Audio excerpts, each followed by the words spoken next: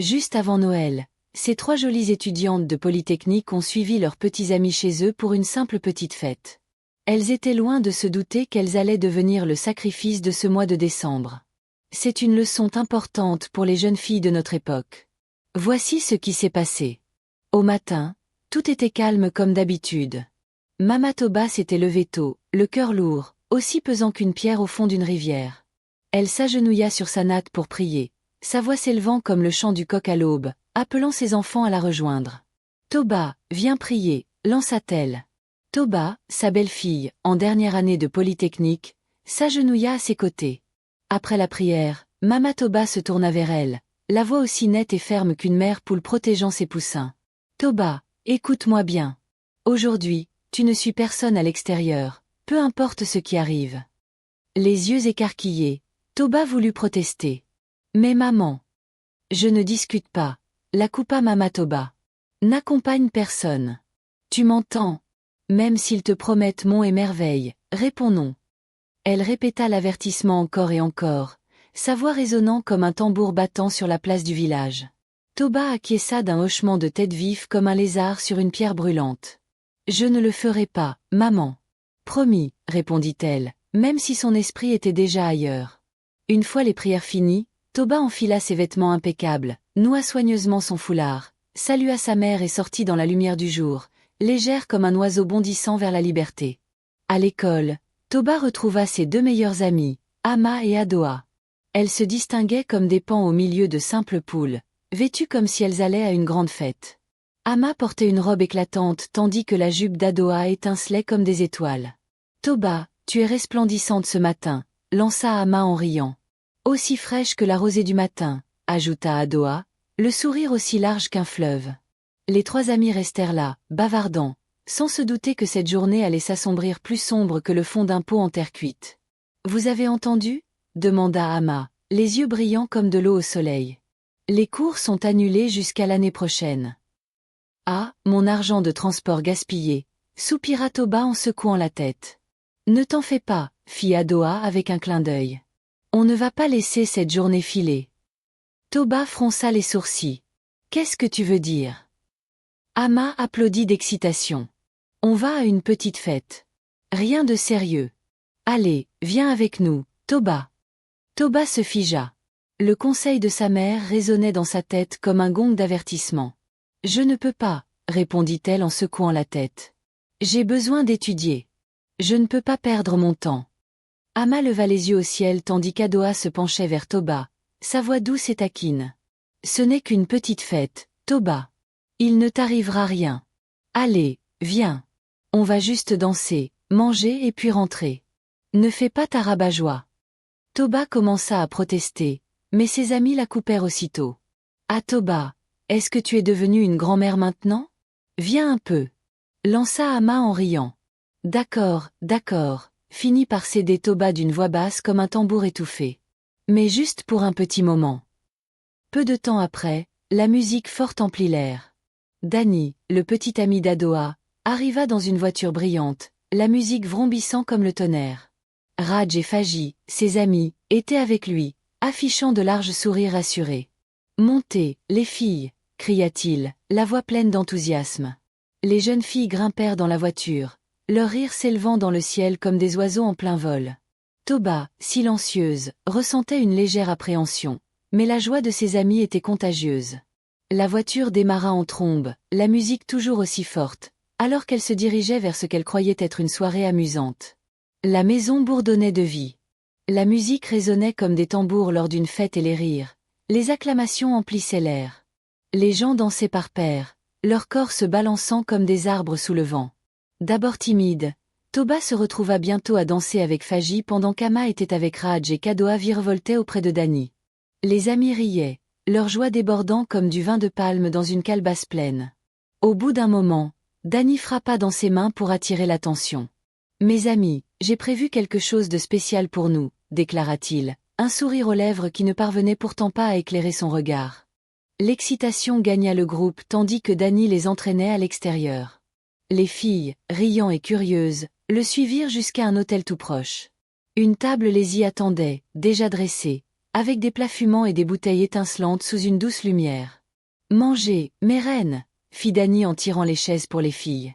Elles mangèrent heureuses, leur rire résonnant dans la pièce comme la mélodie d'une chanson joyeuse.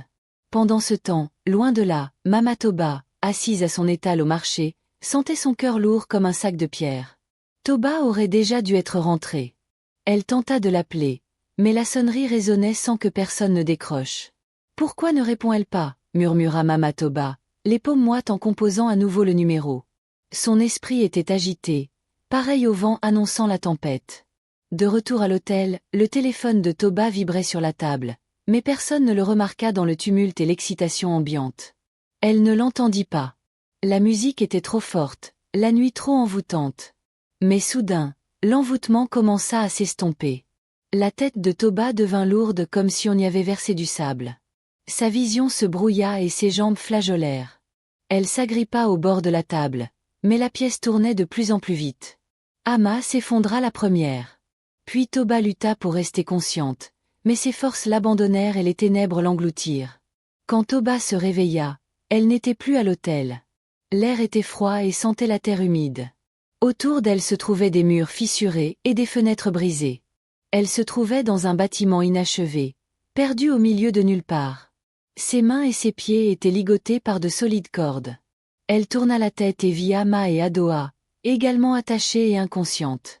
La peur lui saisit le cœur, telle la griffe d'une bête sauvage. « Où sommes-nous » chuchota-t-elle, la voix tremblante comme une feuille balayée par l'harmattan. « Réveillez-vous » murmura Toba avec urgence, les poussant du coude, la voix encore secouée par la peur. Les filles se réveillèrent lentement, les yeux écarquillés, terrifiées à la vue de cet endroit sinistre. Devant elles se tenaient Dany, Raj et Faji, leurs visages autrefois rieurs désormais figés dans une froide indifférence. Derrière eux, un vieil homme sortit de l'ombre. Sa présence emplissait la pièce comme une fumée âcre et étouffante. Dans ses mains, des couteaux de forme et de taille variées, leurs lames brillant faiblement dans la pénombre. À côté de lui se trouvait une calebasse basse, vide, mais prête à recevoir son macabre contenu. « Ne criez pas » avertit Dany, la voix basse et menaçante. Toba et ses amis éclatèrent en sanglots. Leurs larmes coulaient comme la pluie, suppliant pour leur vie. Mais les hommes restèrent de marbre. Les yeux du vieil homme brûlaient comme des braises tandis qu'il s'approchait, l'air chargé de sinistres promesses. La pièce était silencieuse, hormis le bruit d'une goutte d'eau tombant du plafond. Le vieil homme se tenait droit, le regard aiguisé comme la lame d'une machette de chasseur. Sa voix, profonde et étrange, résonna dans l'obscurité. « Choisissez un couteau » ordonna-t-il en présentant les lames étincelantes. « À quiconque refusera sera fouetté jusqu'à ce que sa peau se détache comme l'igname cuite. » Toba et ses amis redoublèrent de sanglots, leurs pleurs remplissant le vide. « S'il vous plaît, nous n'avons rien fait. » implora Toba, la voix tremblante tel un oiseau effrayé. « Silence » tonna le vieil homme, sa voix grondant comme le tonnerre. Dany et ses acolytes s'approchèrent, des cordes à la main. Les filles hurlèrent et se débattirent, mais les liens étaient solides.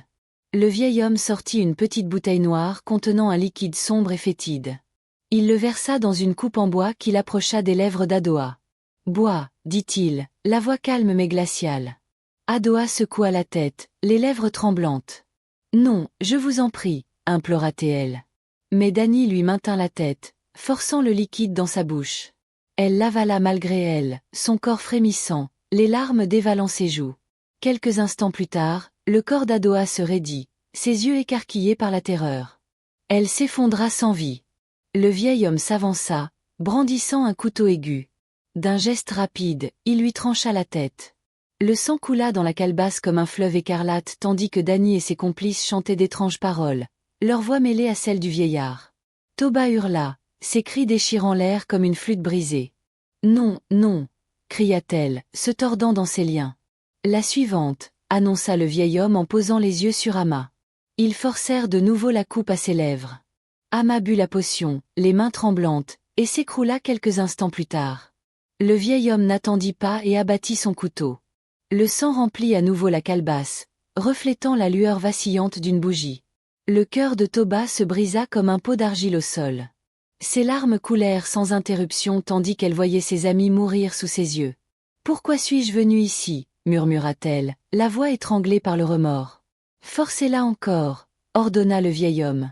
Danny et Fagy versèrent davantage de liquide dans sa bouche. Mais peu importait la quantité, elle le rejetait toujours. Son corps refusait de céder. Finalement, le vieil homme recula, le visage dur comme la pierre. « On ne peut pas la tuer, déclara-t-il, la voix chargée de colère. Elle vivra, mais réduite à une coquille vide, privée d'elle-même. » Le corps de Toba était affaibli par les coups, ses larmes se mêlant à la poussière sur son visage. Elle était assise dans l'obscurité, l'âme brisée, tandis que le vieil homme se préparait pour la prochaine étape de son terrible rituel.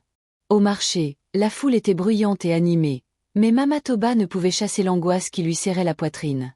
Ses mains tremblaient tandis qu'elle arrangeait des ignames sur sa table de bois. Elle essuya la sueur de son front et reprit son téléphone. « Toba, décroche, s'il te plaît », murmura-t-elle, appelant sa fille pour la 10e fois. Cette fois, le téléphone ne sonna pas. Il était éteint. Le cœur de Mama Toba s'emballa, battant comme un tambour contre sa poitrine.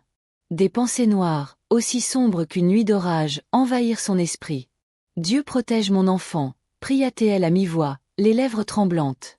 Elle jeta un regard autour d'elle, mais le vacarme du marché étouffait ses inquiétudes. Au loin, Danny et ses compagnons suivaient les dernières instructions du vieil homme. À peine consciente, Toba fut jetée hors de la voiture, au bord de la route, juste en face du marché. Ses vêtements étaient déchirés, son corps couvert de bleu, de sang et de crasse. Elle resta inerte comme une poupée de chiffon abandonnée dans la poussière tandis que la voiture s'éloignait à toute allure. Une marchande de tomates fut la première à la voir. Elle poussa un cri en lâchant son panier. « Ah! Venez voir! On vient juste de la jeter là !» hurla-t-elle. Les gens affluèrent, leur voix montant comme un essaim d'abeilles. « Qui est-elle? Que lui est-il arrivé ?» criaient-ils, l'angoisse peinte sur leur visage. L'étal de Mama Toba était proche de la route. En entendant le tumulte, elle courut vers la foule plus vite qu'elle ne l'avait jamais fait. Lorsqu'elle vit la jeune fille étendue à terre, ses genoux fléchirent et elle poussa un gémissement qui sembla déchirer le ciel. « Toba, mon enfant !» Toba ouvrit faiblement les yeux. Sa voix n'était qu'un souffle égaré dans le vent. « Mama !» parvint-elle à articuler avant de s'évanouir dans les bras de sa mère. Les larmes de Mama Toba coulèrent librement alors qu'elle berçait sa fille. Sa Toba, si pleine de vie autrefois, n'était plus qu'une ombre, le corps meurtri et l'esprit brisé. Sans perdre une seconde, Mama Toba la souleva, sa force décuplée par le désespoir. « Écartez-vous! Écartez-vous » cria-t-elle en bousculant la foule. Elle porta Toba directement chez le prophète, l'esprit envahi de prière. « Mon Dieu, ne laisse pas mon enfant mourir. Je t'en supplie, que ce ne soit pas la fin, » chuchota-t-elle d'une voix tremblante en atteignant la porte.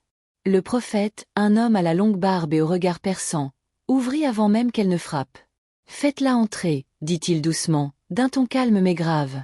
Mama Toba posa sa fille sur une natte, les mains tremblantes, et raconta ce qui s'était passé. Le prophète acquiesça, ses yeux observant la jeune fille fragile étendue devant lui. « Ce n'est pas un combat ordinaire, » déclara-t-il d'une voix lourde de sens. « Mais elle vivra. » Mama Toba s'agenouilla près de sa fille, les mains jointes. « Faites tout ce que vous pouvez, prophète. Sauvez mon enfant, » implora-t-elle, la voix brisée. Dehors, la foule chuchotait. Les murmures se répandirent, racontant l'histoire de la jeune fille ensanglantée retrouvée au bord de la route. Le marché, autrefois vibrant de rires et d'échanges, était désormais plongé dans une stupeur glacée, habité par la peur. Pendant ce temps, quelque chose de plus terrible encore se produisit ailleurs. Après avoir abandonné Toba, la voiture dévalait la route poussiéreuse, la musique résonnant à plein volume, tandis que Danny et ses amis riaient comme des hyènes après un festin. « Ce mois de décembre sera le meilleur de tout », s'écria Danny, agrippant le volant avec fierté.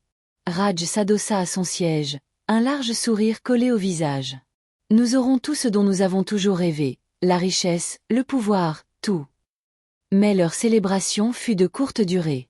À seulement quelques minutes du marché, la voiture prit un virage serré. Surgissant de nulle part, un immense camion apparut devant eux, tel un mur de mort. La collision fut soudaine et brutale, semblable au tonnerre frappant la terre. La voiture se froissa comme une simple feuille de papier, sa musique réduite au silence. Raj mourut sur le coup, son corps écrasé au milieu des débris. Danny hurla de douleur tandis que le sang s'écoulait de ses jambes broyées au-delà de tout espoir. Il avait perdu un œil, laissant son visage à jamais défiguré.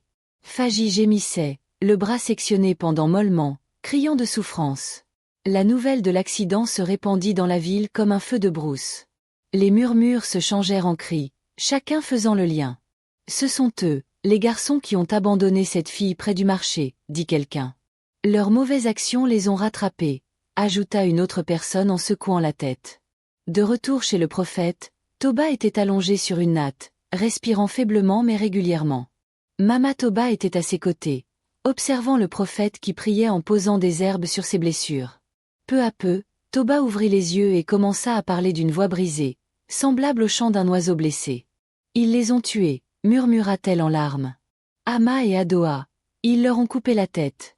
J'aurais dû t'écouter, maman. » Le cœur de Mama Toba se brisa en entendant le récit douloureux de sa fille. Le prophète posa une main sur le front de Toba et parla doucement. « Sa guérison sera lente, mais elle vivra. Les cicatrices de l'âme ne disparaîtront peut-être jamais, mais elle est forte. » La ville s'agitait des rumeurs autour de l'accident et de la survie de Toba. Certains parlaient de justice divine, affirmant que le mal finit toujours par être puni. La police arriva rapidement, extirpant Danny et Fagy de la carcasse de leur voiture brisée. On les emmena d'abord à l'hôpital, puis ils furent jetés en prison. Leur rêve de richesse s'était réduit en cendres. Danny, dans sa cellule, privé de ses jambes, son unique œil fixé sur le mur, gémissait.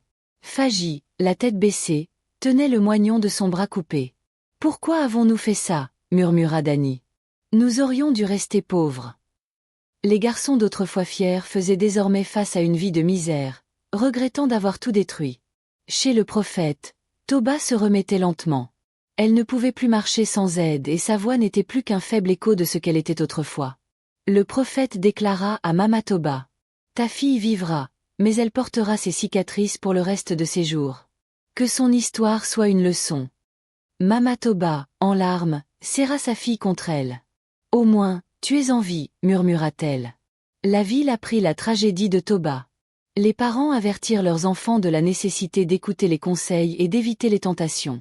Les jeunes filles promirent d'être plus prudentes, leur joie désormais assombrie par le souvenir de cette histoire.